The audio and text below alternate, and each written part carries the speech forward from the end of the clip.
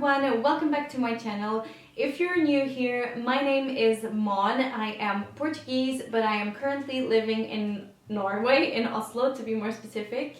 And today's video is going to be a little bit different from what I normally do, I guess, because it's going to be about this horrible virus that's around the world and making everyone kind of panic.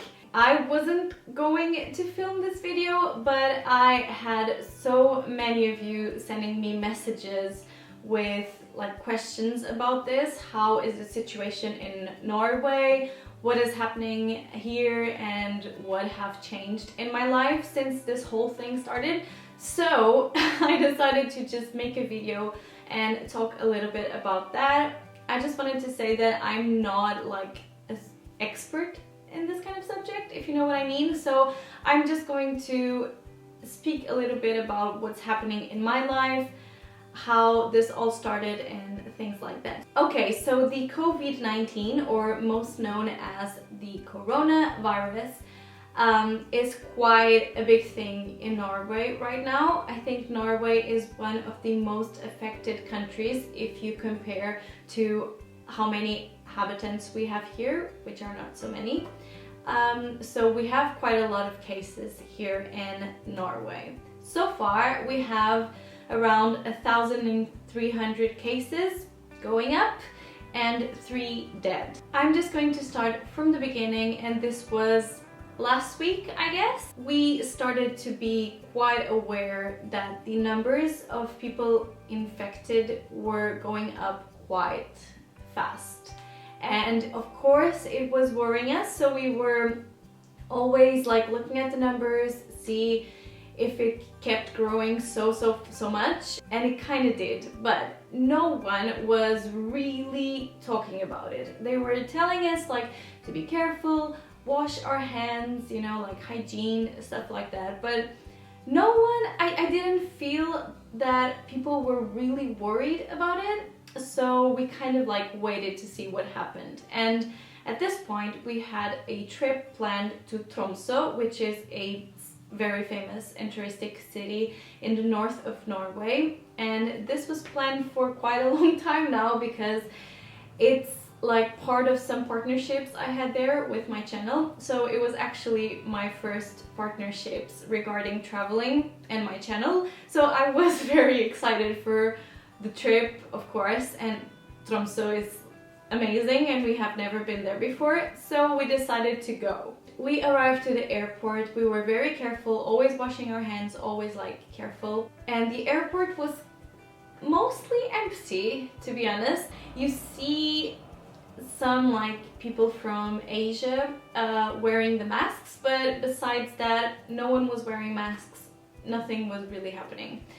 There were though this papers indoors saying please take care, wash your hands and stuff like that. And then we arrived at Tromsø, and in Tromsø was even less critical about the virus.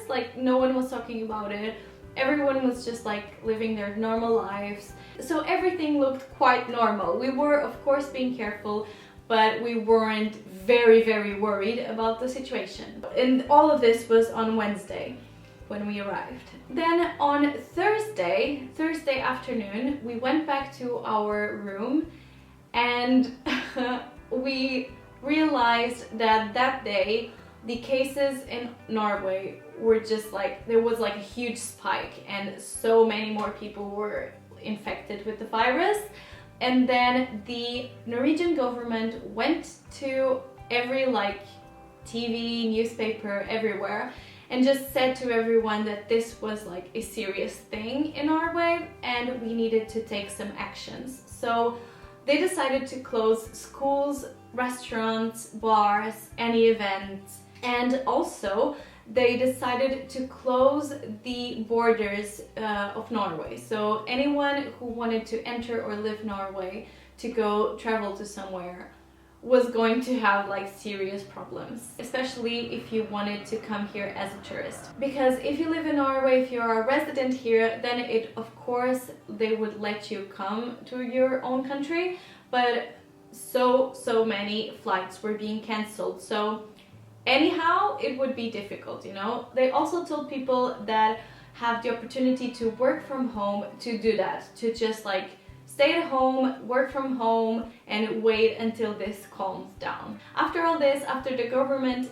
said these things, we started to be a little bit worried, not only with our health, also with the health of others, because as you guys know, we travel quite a lot, but also that our flight to come back to Oslo would be cancelled, even if it was inside Norway. So in the middle of the night, Daniel just woke up and told me, I don't care, I'm just going to book us a new flight for today or tomorrow, and we're going back to Tromsø and just cancel the rest of our trip. That's not true. I didn't decide myself to buy the tickets. We both decided. It's Tuesday. You should keep that part. Okay, he had the idea, he talked about it with me, and we both decided to buy the airplane ticket and come back to Oslo. So, for me, this was a big thing. Firstly, because I was loving Tromsø. Secondly, because we were there maybe like one day, not even that.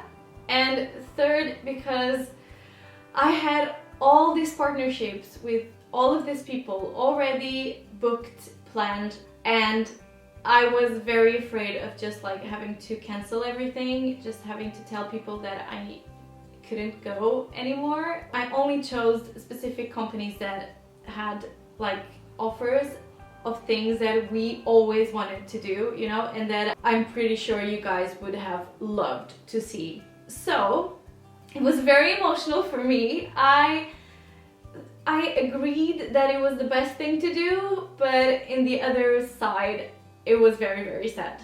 But we decided anyway to go back, take our flight. So in the middle of the night, I think it was like 4 a.m., we took a taxi to the airport and we had our flight. And we reached Oslo in the airport, and we noticed that, like, you know, on these boards where you see the flights, we noticed that mostly all the flights were cancelled. Everything has been cancelled. It was like super lucky that our flight, our new flight, wasn't cancelled, because anything else was cancelled. Then we reached Oslo and we took, of course, the train, which was mostly empty, and then the bus. And we noticed that the bus here in Oslo was a little bit different. They decided to put like a barrier, like you know these tapes they use when there's an accident or like a crime, so you don't go to the crime scene, this, like, you know, with stripes. They use that in the front of the bus, and I think in the trikk too, so the trams too. So you couldn't reach the driver, so the driver would be far away from the passengers and protected, which I think is very smart and very good. And then the first thing we did when we arrived to Oslo was we went to the supermarket. I have to say that Daniel was a genius, and before we went to Tromsø, he told me that he had the feeling that when we came back from Tromsø, it would look like the end of the world here in Oslo. So it would be like the best thing to do would be to go now before our trip to the supermarket and buy like things we needed. Of course, we didn't go crazy as many people did and bought everything. We just bought like specific things we knew we would use a lot or need. So we bought those and went on our trip, and then when we came back, we went back to the supermarket to buy like fruit, vegetables, you know, things like that. And everything looked quite normal. The toilet paper aisle was empty, like in most countries, although there was a guy from the supermarket working there putting on like new toilet paper. So I don't really think toilet paper will end forever, you know, will disappear. And I also don't understand why people are buying it like crazy.